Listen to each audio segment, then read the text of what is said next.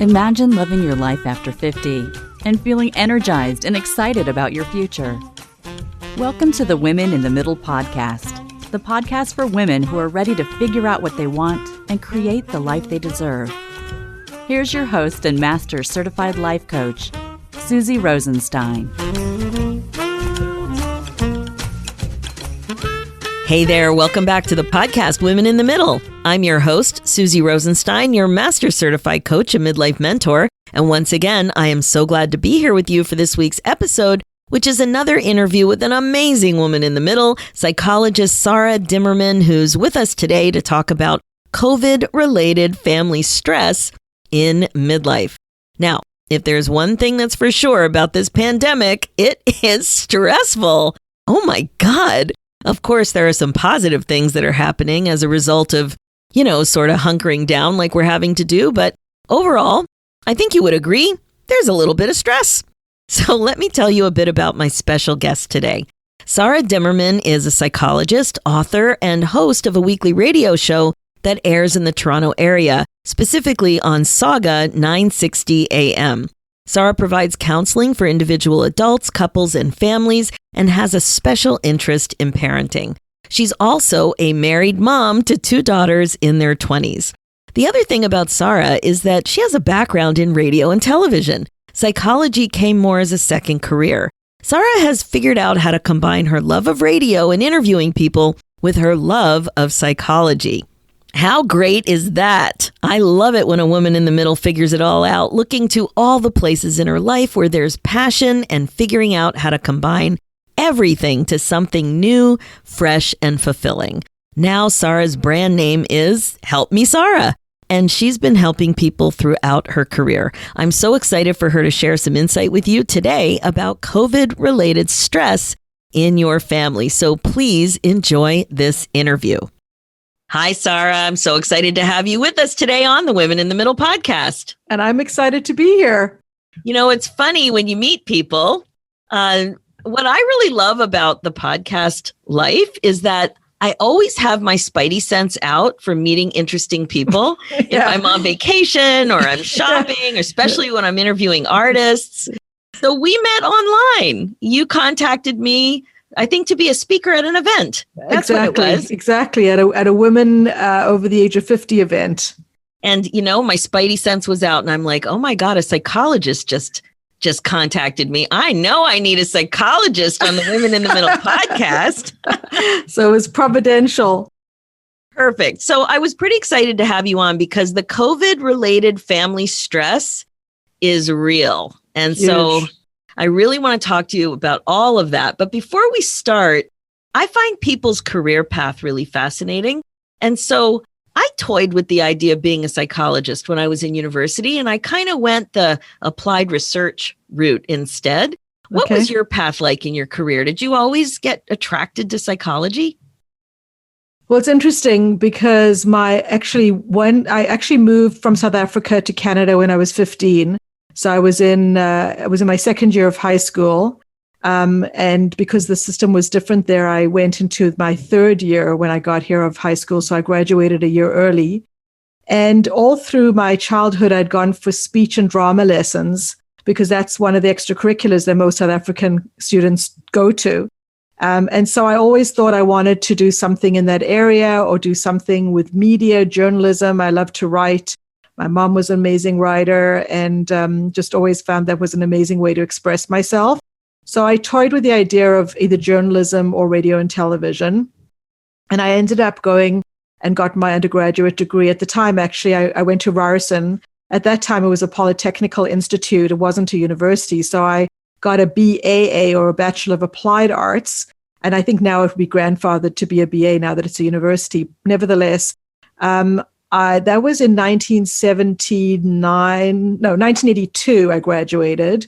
At the time, there was a recession. I got a few jobs in radio stations, but doing mostly grunt work. And I looked around and I thought, you know what? Intuitively, I don't think I'm cut out for this industry.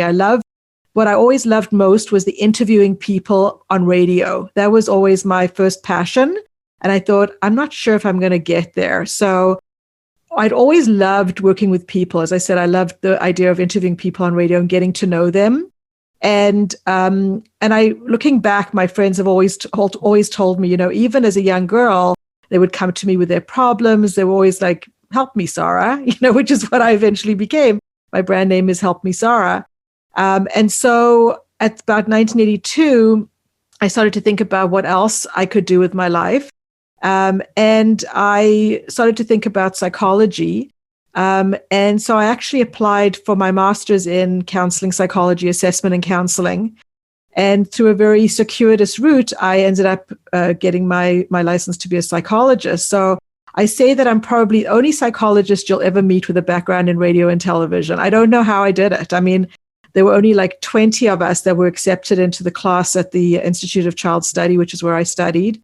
And I was just very blessed. And I've been very fortunate. I've always believed that you can make whatever you want to have happen in your life happen. And I've been fortunate enough to have that be my path. And so now that I'm a registered psychologist, I've been practicing for over 30 years, but not always as a psychologist. More recently as a psychologist, got that designation.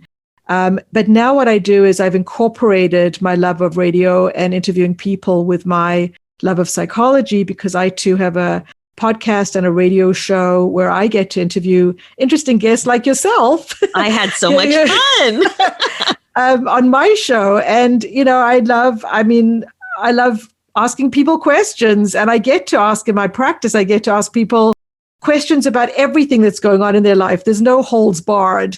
So I try to be a little bit more careful when I'm interviewing guests for radio, but I find that I don't want to have superficial discussions. I want to expose people to my listeners and allow them to share what's really going on in their lives, like what's the real part of their lives. So I love that, because so many of the listeners to the Women in the Middle podcast and clients are so confused about what it is that they want. And we always talk about clues.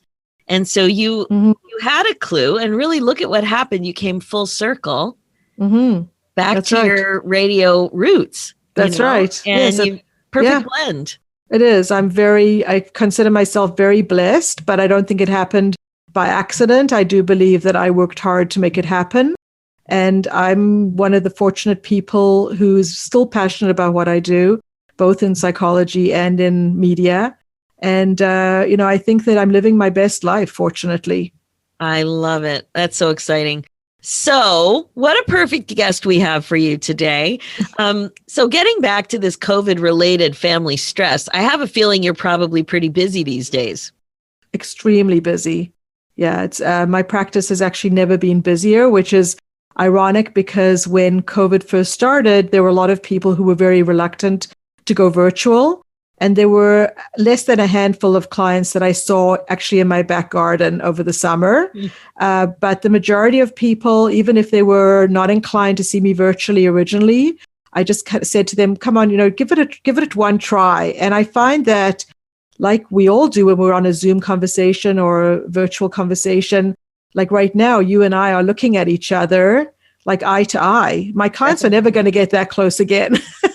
In real life, we're sitting 6 feet apart. So it's actually a very intimate relationship to do it via technology. And even those clients who don't want to come on video, I speak to them on the phone. And that too, I listen really hard when I'm just listening. I have to experience a lot more by just listening. And even those sessions have been very good. So I've had many new clients during COVID, and they've all stayed. So, and it's just, as I said, my practice has never been busier. My biggest concern is trying to find room for everybody and to develop a good referral network to be able to refer them to people who may be less busy. That's amazing. Most of my private coaching is also on the phone. And I found, like you, that clients were a little surprised by that and a little skeptical, but it's incredibly personal, and it allows, I don't know, you just don't need to worry about what you look like or if you're getting emotional or any of it. And I can just take notes and just get into my focus mode and not worry about the eye contact, You mean if you're doing phone, you mean? Exactly. I love it. Right. So for me, it's I would say 80% of my practice is video. So I do have to at least change my top I could be wearing track pants and slippers from the waist down, but I have to at least look a little bit presentable from the top up. But really, I found over the years, when you first start out, of course, presentation is important and you want to be clean. But, clients don't really care about what you're wearing. They just want to make sure that you have rapport and that you are a good person. That's the most important part, I think. You don't care that I put on a pretty necklace for you today? Thank you for showing it. Yes, I do. I love it. Sorry, I forgot to put mine on. Because that's one thing I've missed a little bit, Yeah. So I'm making a conscious effort now that I wear jewelry every day, even if it's only me that is looking at myself in Zoom or in a mirror. And I pointed out. It changes how you feel about yourself when you get up in the morning and you take care of yourself. I have cool jewelry. Why not, right? Exactly. Otherwise, it's just going to sit in the drawer. It's just going to sit there. Okay. So this COVID-related stress is real and people are finding you because they need so much more help. And what's so weird about COVID? I mean, there's so many things that are weird about COVID, but it's, we have to create space with other people to be safe. But with our family, we don't have space. And there's more people than ever living at home and working from home and being at home. And the first thing that comes to mind is these adult children who are living at home and not happy about it. Well, the rules are all different. And I was just thinking this morning that, this has been going on for 9 months. That's a long time. That's as long as it takes to grow a baby. So I think what's different now than it was at the beginning is at the very beginning, I remember there was shock, there was panic, there was a lot of fear, huge anxiety.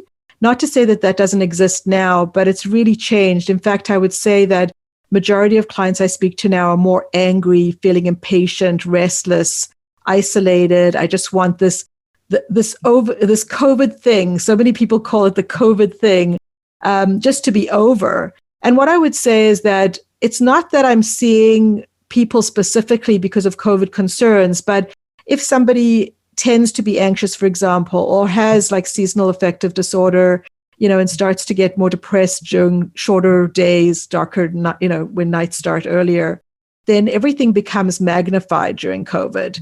So I think it's just, that's part of the problem. And then, of course, there are other issues that I'm dealing with them, especially, as you said, relationship issues where you might have, as you said, some older kids living at home with you.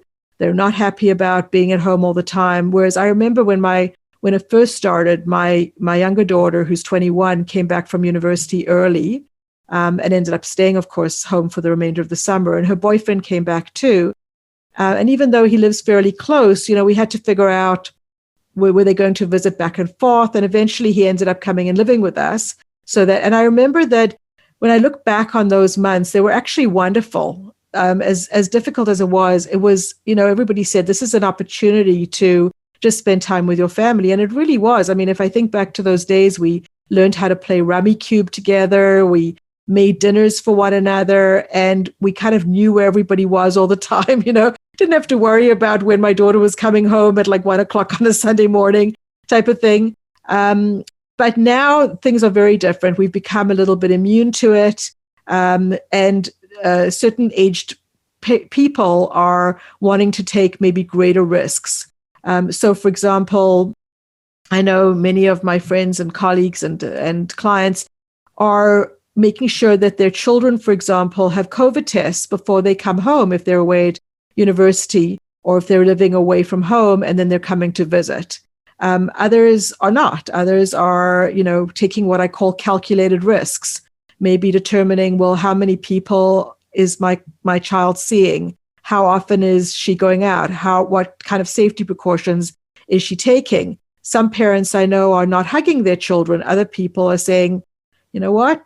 I'm not going without hugging my child for a year, or however long it takes. So it's created a lot of division within families, between, as you said, like parents and older children who, it's different with young children because you decide whether they're going back to school or not. You decide whether you're going to have their friends in the house or not. But once they are, in their like 15, 16, and especially after they go away to university, for example, they want to make their own decisions. And so it becomes like, how are we all going to navigate this together?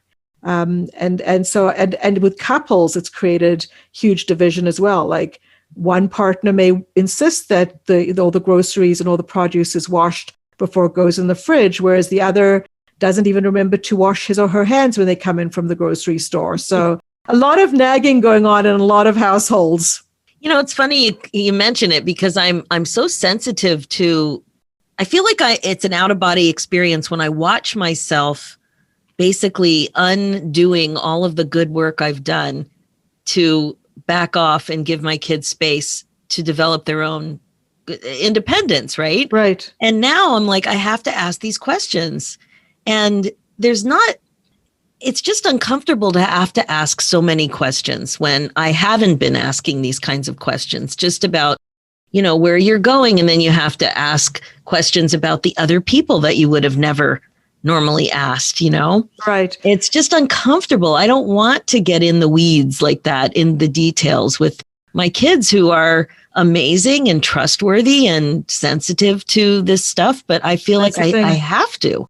Well, there's a whole psychology around it. Even washing produce. Who knows? Some people will tell you that really it doesn't make a difference. If it's in your fridge and you take it out a few days later and you give it a good wash, then you're not going to get sicker quicker than the person who washes it, right away.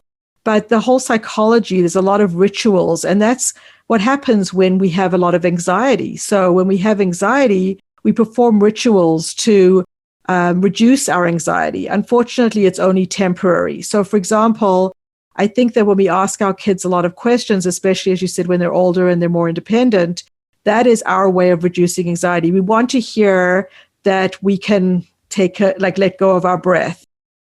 So they may even tell us things, that they know we want to hear. So my younger daughter, who is, as I said, away at university, and has just come back for a month now, has been seeing people around her campus. And every time I ask, so as you said, so who were you with and what were you doing kind of thing. And sometimes it's just because I'm curious and asking like I normally would, but sometimes there's a motive behind it.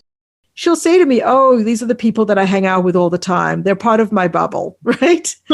and really that's become the kind of the answer that a lot of older kids will give their parents. They're part of my bubble. And then it's up to the parent to decide, do I want my child to then, as I said, have a COVID test before they come home? And of course, we've been asked that people not go for COVID tests unless they truly have been exposed. But my belief is, based on what I hear from my clients, that there are many, many people who are going to COVID centers or booking appointments saying, I've been exposed to somebody, and no one's going to take the time they don't have the time to check that out. So people are still going for COVID tests as prevention. And as I said, we're asking those questions as a way of trying to relax. And so after a while, I said, I keep using the word calculated risk. You have to ask yourself, as you said, your kids are mostly intelligent, logical, they care about family, they want to make sure that you're safe.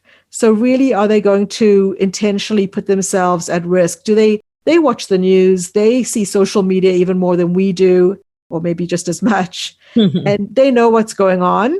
But it's been very tough on certain age groups. I think, if you're our age and you're happily married or you're with a partner and you still have somebody to snuggle up with at night and watch your favorite Netflix show, then you're not going to tolerate this as badly. But if you're a single person, either wanting to hang out with friends, or if you're a single person trying to date, that's been very difficult too. Yes. How do you advance relationships when you don't know really at the beginning whether the person is seeing anybody else? How do you become intimate with that person without? Used to be that you asked your prospective partner to go and get an STD test, right? A sexually transmitted disease test. Now you're asking them to go and have a COVID test. So everybody is monitoring one another. Everybody is supervising each other. Everybody is judging one another. That's it. It's the monitoring. Like, I never behaved like this before. Like, once they went to school, I tried to get into a a groove of let's just connect once a week or two. Right. And I was very satisfied with that. Right. Yeah. So you know what? I think if you're asking me for advice on that, I would say I really am a proponent of family meetings, no matter how old our children are. And that doesn't have to be a formal family meeting, but it could be around the dinner table one evening. When you say that to your kids, you say, I don't know if you guys have noticed, but, I purposefully pulled back when you went away, and I wanted you to be independent and take care of yourself. But because my anxiety is a little bit higher, I know that I've been monitoring you more.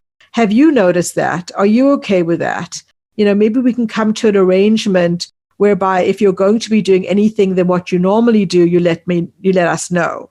So sometimes you can kind of set some so-called ground rules, but not in the same way as you would set rules when your kids are young, but you set ground rules for the entire family. That's yourselves included. And because I think that as our kids get older, we should be operating more as housemates rather than parent and child. Yes, definitely. Yeah, that's a good point. I have one son who's away at university, and he is so excited because he taught his whole house, the 5 of them, he taught the other 4 how to play pickleball. Oh, and cool. It gave them all something fun to do. And there was an outdoor court. Yeah. And then he discovered that there's a safe court at the university that has glass walls. Wow. And so they have a ready-made little bubble of pickleball players. It's not an expensive sport to get going. And he's so excited about that. But the topic came up with him around Thanksgiving because some of the kids went home and some didn't. Like he did not come home, but some kids did go home. And then I felt like I needed to ask some questions about the kids that went home and who was at their house. Like, did other people travel to be there? That's what I mean about monitoring where. Yeah. I just actually at my last radio show, I did a whole blurb about how roommates are dealing with one another, roommates, housemates, with kind of a focus on university students, because I have at least a handful of university students in my practice right now where these complications have arisen. So in some cases, in 2 of the cases, in fact, out of the 5, the university student who's in their second year, both of them went back home to stay at home because they felt that that their vision of how things should be and their lifestyle was very different to their roommates. So they were not forced, but they made the decision to go back home, which meant that because it's difficult to sublet now during COVID, they're still on the hook to pay their rent until end of April. Others, have been asked by their roommates to please not leave. So some I know are not going home for Thanksgiving or didn't go home for Thanksgiving. Some are not going home to celebrate holidays this month. Christmas, Hanukkah, whatever holiday they may celebrate with their families, because their roommates have asked them not to. And other times, some people will say, forget this. I'm going to go home. I can't not be with my family. I've been looking forward to it. I look forward to the rituals. I need that. I need somebody to take care of me for a little bit. And that has created a lot of rift. A lot of roommates are not talking to one another. And then, as you said, the parents are upset too. The parents are concerned and monitoring as you are, and you're asking questions. But unfortunately, what happens then is that then your child is in the position of having to, interrogate his roommates too. Right. And that becomes awkward as well. So it's a whole domino effect. So again, I go back to that calculated risk. If your son is being mostly isolating, and he's, in this bubble with his friends playing pickleball, maybe that's the extent of his social activities, and then he comes home and he goes back, then, obviously you would wait a while before you see him again. Of course, you don't want him to be exposed. But, I think that we need to be careful. We need to protect ourselves and others. But we also need to be mindful of the impact that a lot of this is having on our mental health. And as I said, weigh up the pros and cons and just pray a lot. I don't know if you believe in prayer, but or just, as I said, just be careful, but to try not to be catastrophic about it and how to catastrophize. And I think if I could mention too, that especially if people have younger children, that may be more influenced, and even older children. I think a lot of children look to parents for how they're managing COVID. And if you're saying things like, oh my goodness, I don't know when this will ever end, what's going to become of us, we'll never go back to normal, I don't know when we'll go on vacation again together, and almost catastrophizing it, our children hear that and they become more anxious. Whereas if we say things like, this is short-term pain for long-term gain, we're all working together to try to reduce this, there's a vaccine on the way, we've survived 9 months already, we've done really well, there's lots of positives that have come out of this, we've learned lots of new things. Isn't it amazing that anybody could produce a vaccine in such a short period of time? I think you don't want to be you don't want to pretend that it's all, a bed of roses, because it's not. But you also want to be able to present a more positive reframe of what's going on so that our kids have hope.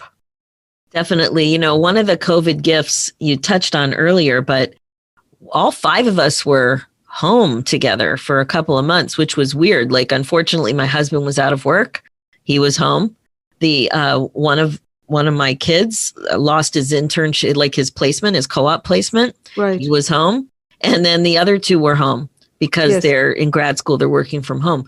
And I mean, when is that ever going to happen again? Probably never. Exactly. And there were some bumps, but there were some really beautiful moments too. And in terms of games and baking bread and eating together and a lot of laughs and all that stuff, walking the dog was way more fun. The kids are fun. The kids are so much fun. I know. I do feel, I do feel that for parents of younger children, I have some clients who have newborns, and they're even worried about the socialization of those newborns, COVID babies, they call them.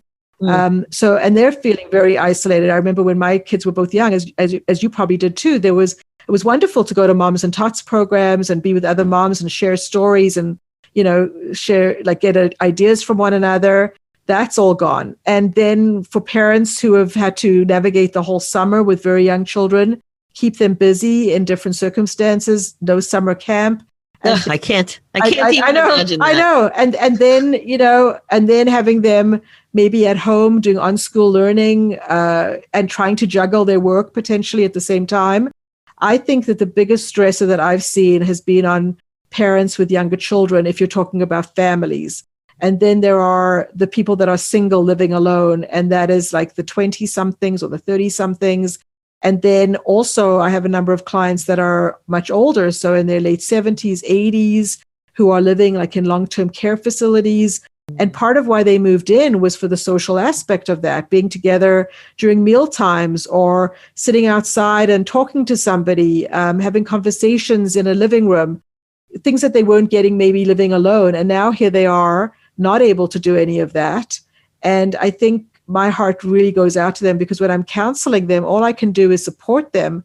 But really, there's not a lot that they can do other than keep in contact with people via technology if they can, practice self-care if they can, and, try to find good TV programming, I guess. But it's limited. It's limited. Yeah, no, hobbies for the win, getting into hobbies right now, there's actually more time to do that sort of thing. For sure. I've heard a lot of good feedback from that with some of my clients. They're really diving into some of that.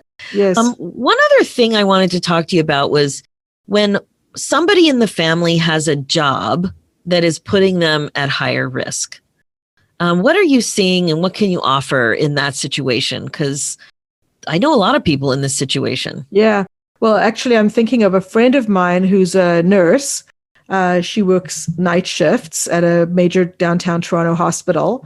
And I remember at the beginning, and I think she still does this, when she comes home from work, she gets changed in her garage. Well, she actually takes all her clothes off. Luckily, she has a garage that leads right into her house. So she strips herself naked, leaves the clothes in a plastic bag that then go into the washing machine, goes up and takes a shower, scrubs herself, and then interacts with her family.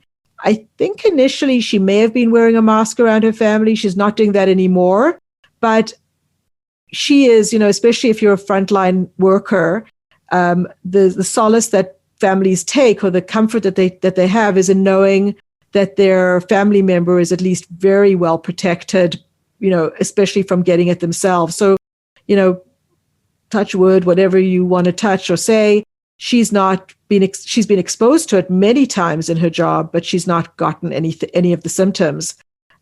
She also, I think, works hard at keeping her immunity up. Like I've heard that certain vitamins like vitamin D and zinc, I believe, I'm not an expert in that area, but there are certain vitamins that or garlic, I think she has a lot of, to keep her immunity healthy. And I think that's the best you can do. I have heard that there have been some people who have, moved into separate bedrooms that isolate from their families. But again, I think even if they were doing that at the very beginning, I don't think that they could continue. Other clients of mine, one client in particular who was working in a long-term home, did get COVID, was sick for a couple of weeks, but then had residual symptoms for a while longer, and is now on long-term care. Not long-term care, on long-term disability or some kind of insurance, so that she doesn't have to return to work right now. So a lot of people who have been in those kind of positions have actually left their jobs, which is unfortunate because we need people in those jobs. This is it. Like, my husband is on the front line, and when it first happened, it was so scary, and I just felt like it's going to be tricky. Like at the beginning, it was so scary where he was in short supply and we didn't know as much about the virus. And I just remember thinking, oh my God, I can't even keep my house safe. I can't keep my family safe. Yes. We did some of those things too that your friend did. And now we know more. Yes. We know a lot more. But we've built a tolerance to the information too. Yes. And we've become somewhat immune to it too. So the things that freaked us out at the very beginning are not freaking us out now. Yes. And people just pausing on that. Yeah, and people for most people, not everybody, a lot of people are still, very concerned. And some people I know have really not gone out of their houses, maybe only recently, to start shopping. But before that, like, they've pretty much barricaded themselves inside their house and had groceries delivered to them for many, many months. And I think that that's very difficult. I think that would weigh heavy on people. So if you have a partner or child that's working outside the house, and especially, there's lots of teachers. It's not just the frontline workers. It's teachers I have lots of clients who are teachers who are, really struggling all day with their PPE equipment. And then they come home and their children have been at school. They've been at school. So everybody's been out exposed. And again, it's all calculated risk. You can't just leave your job. You may not be entitled to being able to take time off, or there's lots of loopholes that you have to go through to do that. So true. I remember even asking my husband, I said, do you really have to go? Do you really have to work there? Like, it actually popped into my head. I remember my husband looked at me, he's like, what? Well, of course. I think that panicky feeling is, do you really have to go? I don't want you to go, and some spouses or partners may get actually angry. Why do you think if you go, then you're putting all of us at risk? But as I said, it's for a lot of people, it's a financial consideration too. They can't afford to not work. Of course. And so, here we are, winter's coming, and it gets cold, and our ability to go outside, which was just so amazing, is getting a little bit more uncomfortable. And I remember at the beginning, I started to think about it in August, that, if we can't sit on the front patio, what are we going to do? And I was a little ahead of the game with my family, and I introduced the idea of a heater and making the patio nicer, like a little cozier, a little easier to entertain. And I got some funny looks about it. And I'm like, we're going to be so stuck. Like, what are the kids going to do if they can't hang with their friends? What are we going to do if we can't just have a chit chat with a girlfriend or something like that? And so I'm so glad I did that. We have a heater that's on order that has been months and it's not here yet. But what I have done, which has been amazing, is electric blankets.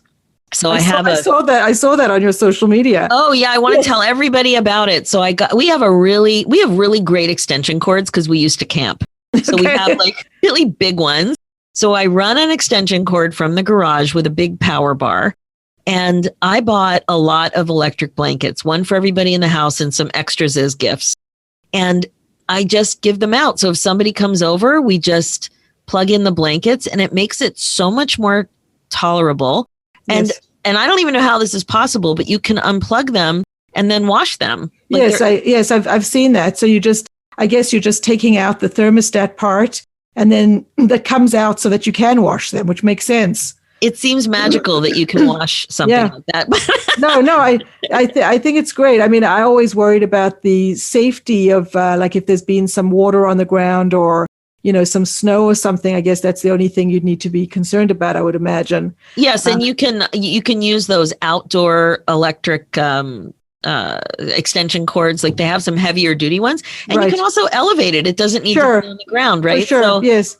So I've done that a few times, and I've been so thankful because one of my favorite things when the weather's good is to sit outside and chat with friends. Yeah, I think that's absolutely, that's changed, and it depends on what part of the city you're living in. I mean, I know in York region, we still have restaurants open, you know, for a very limited number of people, and some people are still going and meeting friends there. Oh no, we're locked down. Yeah, I know most of the areas around us are in lockdown, and so yes, absolutely, the socializing with friends. I find I do a lot more socializing with friends on Zoom. Yes, you know, kind of pivoted from telephone calls to Zoom calls, so that at least we can see each other. Which has been nice, but I think we can still get out and go for walks. But as you said, just sitting outside for extended periods, of course, would be a lot less comfortable unless you have something like a heated blanket. It's so funny when we walk. We have this beautiful big dog, Newfoundland. He's so cute. And when we walk him, we seem to always catch these neighbors out. And when they see us coming, they love the dog. And it's like, so exciting to see a neighbor and to have a little chat. They come running over and they pet the dog. It's like so exciting. Like to people. There's people on my lawn. I know, real live people. I know. Well, I hope that we'll continue some of that enthusiasm for simple pleasures. Please God, when we go back into more of a normal state of living, because I think as people, we do tend to forget very quickly. And we will go back to our old way of living very quickly and take a lot of what we used to take for granted.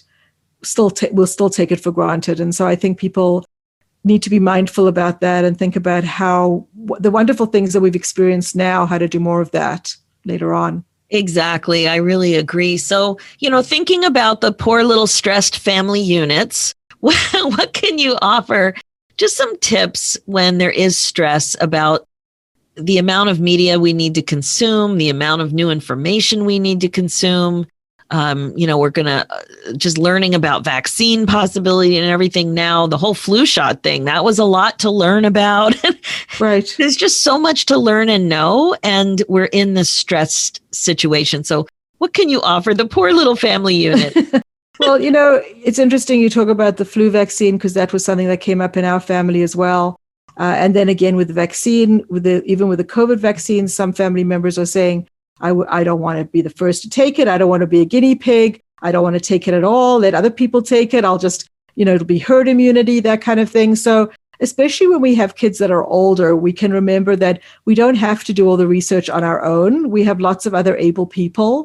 And again, part of the family meeting might be like, let's all look into this and come and discuss it together. So that might be one option, is to get everybody on board. And even doesn't have to be older kids. It could even be teenagers who do that, or even kids who are 10 or 11 years old could get involved with research. I mentioned about, you know, making sure that you're not catastrophizing things in front of kids. You mentioned, and I agree with you, about the amount of information you expose yourself to. So people will often tell me, oh, the numbers are like 1,800 people with COVID today, or 2,000 people. And I say, oh, okay. Because typically I actually don't monitor the numbers of cases all day. I'm not sure. I think the reason they share that is to try to frighten the public into being more careful so that our hospitals are not so overcrowded as they are. But, you know, for somebody who already knows that it's a difficult situation, for somebody who's already taking precautions and is careful and mindful. I don't need to know the numbers every day. It's Groundhog Day every day type of thing. So to not expose yourself, the same goes with news. I mean, I think there's a little bit less news about it now. At the beginning, it was, as you know, all over the place. You couldn't listen to the radio or watch TV without something terrible being spoken about. Now we have other pieces of news filtering in and out. But again, not to sit and watch news all, many hours of a day. Same with social media. And of course, really important to, like you mentioned, that when you get up in the morning, you may put on a nice piece of jewelry, put on makeup, that kind of thing. And again, I want to stress that self-care is so important, both physical and mental self-care. A lot of people have purchased exercise equipment for their homes. And I think, if you can exercise 3 times a week for half an hour at a time, that's great. Watching what you eat, taking maybe more vitamins or supplements to keep your immunity stronger. And, a lot of people are rolling out of bed, putting on their computer, not showering, not washing their hair, not brushing their teeth. They just go on the computer for the day and it rolls into the next day. Some people are not even changing when they get up in the morning. What? Mm-hmm. Yeah. If they're not going anywhere for the day, they just stay in their pajamas all day.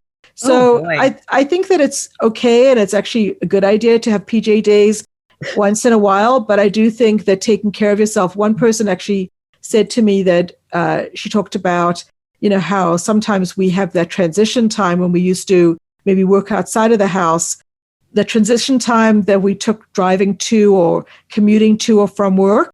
And she was saying that she tries to build that commute time into her day, even if she's not leaving the house. So she might take that length of time to just have a coffee, read the newspaper, or watch a bit of TV, or take a bath or a shower or whatever, just as a way of kind of going from sleeping to getting involved in the day's activities. So self-care is really important. Yeah, no, I love that. And, I was thinking it's hard to get your head around. Sometimes you forget that, oh my God, it's a pandemic. We really are going to be home for another, who knows how many months. I had this pair of slippers that I probably had for 10 years and I love them. I need a slipper with a shoe base, not a soft. Me too. It can't be flat. It's like a shoe that I wear only inside. It's furry. Yes. And I thought, gee, I'm going to be home all the time. I think I'm going to replace those slippers. It made sense. Yeah. They don't have to last forever. Right. And it made sense. Okay. So I'm going to be home a lot. What else can I do that makes sense because I'm home? Right. And I like that. And that changes things just a little bit. Yeah. Well, again, it's a simple pleasure. Yes. We hold on to pieces of clothing or things that we wear partly out of sentimentality and partly just because they're comfortable and you're not sure you're going to be able to find the exact replacement or you like the color or whatever it is.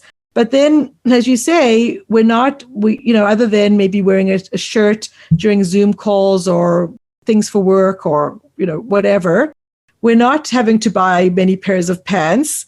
If anything, maybe we're focusing on outer garments like coats and boots.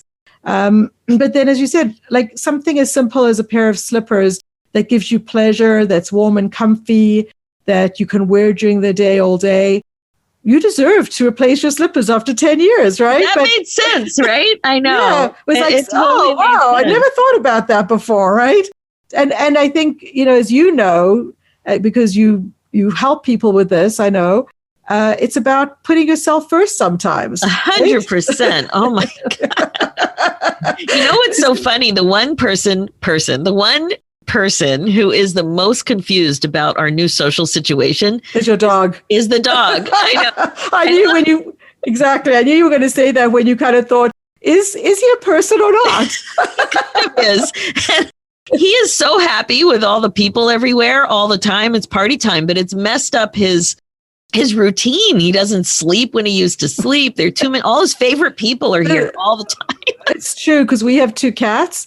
And they too are just so thrilled to have us around all day that if we go out to go shopping or something, if we're gone for a few hours, they come to the door and watch us leave. It's like they're very dog-like actually in that way. And they stand there with their soulful eyes and you go, oh my goodness, I feel so guilty to leave you for a couple of hours. Right? So, but a lot of people, as you know, have been buying animals. It's hard to even find an animal now, or it used to be. Maybe it's getting easier now. I hope the animals win. That's great. Yeah. So, Sara, thank you so much for talking about this because, it's not always comfortable to talk about what's really going on. Right. Because on Facebook, everything looks so perfect. And exactly. I've heard from so many people in my community that it's a little bumpy. Like there's definitely things to be grateful about. And there's definitely some COVID gifts, but it's different. And there's a lot of emotional wallop to what's going on. And it's serious. Yeah. So thank you so much for just putting some perspective on it. It's really been helpful. Now, I understand you have a couple of books that might be really useful. You want to tell us about some of your books? Well, I have 5 books, actually. The 3 of them are 2 of them are parenting related, about how to influence your kids for good. Another one called Am I a Normal Parent? Those were written way back, like 12 years and 10 years ago. And then more recently, I wrote 2 books for couples. One is a wife talking to her husband and saying, or a woman talking to her partner and saying, how can I be your lover when I'm too busy being your mother? Which is a title I think a lot of people relate to. And the most recent couples related book is called Why Married Couples Don't Have Sex, at least not with each other. So it talks about monogamy, whether we're meant to be monogamous, how affairs happen, talking about infidelity, so a whole mixture of that. I wrote a book called Don't Leave, Please Go, which was written for parents of first-year university students who were heading away to university or college. And I wrote it during my daughter's first year away. She didn't know I was writing it until the end of the year. And by that time, she'd given me all the material that I needed to write the book. And of course, she sanctioned it, and she actually wrote the last chapter. And then she and I actually last summer we went and did presentations in front of high school parents whose children were going on to university. And they loved it because it was my perspective as a parent and as a psychologist, and it was her perspective as a first-year university student. And she was giving them lots of information that they may not have gotten from their teens. And I think they actually, stayed behind afterwards to talk to her more than they wanted to talk to me. Oh my gosh, that's great. Yeah. That's so useful. So I'll put your links on the show notes for sure. It's www.helpmesara.com. And that reminded me quickly of, I interviewed one of my sons in the podcast. I think he was in 3rd year at the time. Yeah. And I called it Empty Nest from the Inside Out. Oh, I love that. It was I'll send you the link, and I'll also include it in the show notes. It was really an interview from his perspective of what becoming independent was like for him. Because as parents, empty nesters, we often just think about what we're losing. We don't think so much about what the child is gaining. I love that. And it was really fun, and we got really good response from that. So I'll definitely share that too. Isn't it wonderful when our kids become like people that we can look to them for wisdom and insight? Oh, I love it. Yeah. I love it. That's really great. And good recipes too. They have creative ideas, which is a lot of fun. Sara, thank you so much for coming in. It was really, really coming in. Thanks so much for popping in on Zoom. I know what you mean. I didn't even hear it until you kind of stepped back from it. That's so funny. No, thanks so much for joining us on the podcast. It was really fun to talk to a psychologist about what's going on in homes around the world. Really, really good. Thanks for having me on. Thank you. Thank you.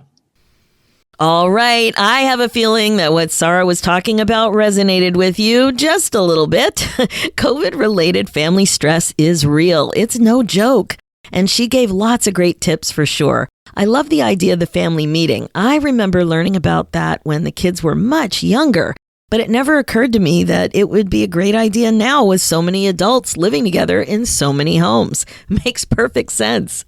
One thing I wanted to add was to encourage you to think a bit about how you want to experience the pandemic in terms of your relationships. I know there's a lot going on with the pandemic that you can't control, but I think it's a great idea to be a bit intentional about relationships now for the same reasons that it's a good idea to be intentional about relationships in general. So ask yourself, when we're all through all of this, right? When we're past it, what do you want to think about your relationships with significant people in your life? And how can you make sure to do some regret proofing now? Now, I know that this will look different for everyone, but what does it look like for you? The passage of time is just so weird now. And before you know it, like a year goes by. It's so slow and it's so fast at the same time. That's a lot of time not to be intentional. So where it's possible, see what you think about what you want to think, feel, and do when it comes to your relationships in your life and in your family, right?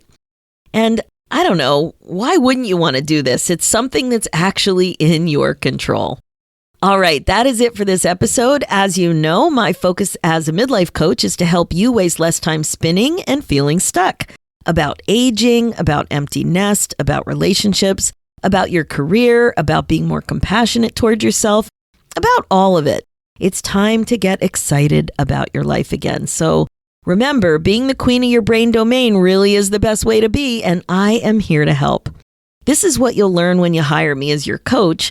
And you know what? You're not going to believe what's possible in your life and the transformation that I think you're ready to make. I know you might not think you really, really, really need help like this, and that if you just listen to the perfect podcast episode or read the popular best-selling book, you'll have all the answers you need. And for sure, that's great, but it may not be enough. When it comes to applying concepts, that's when you really, really benefit from coaching. So, we could work together. One way is private coaching, and I can help you grow faster. You'll see the connections and the insights way more clearly. And we laugh a lot too, because you'll learn to be more curious and more compassionate with yourself, and that's fun. It's so good and such a beautiful gift. So head over to www.talktosusie.com and you can apply there. For show notes and links, just go to www.coachwithsusie.com, and that's where you'll find everything. So let's do this, ladies. It's time for you to put yourself first, one thought at a time. Thanks so much for listening, and I'll talk to you next week.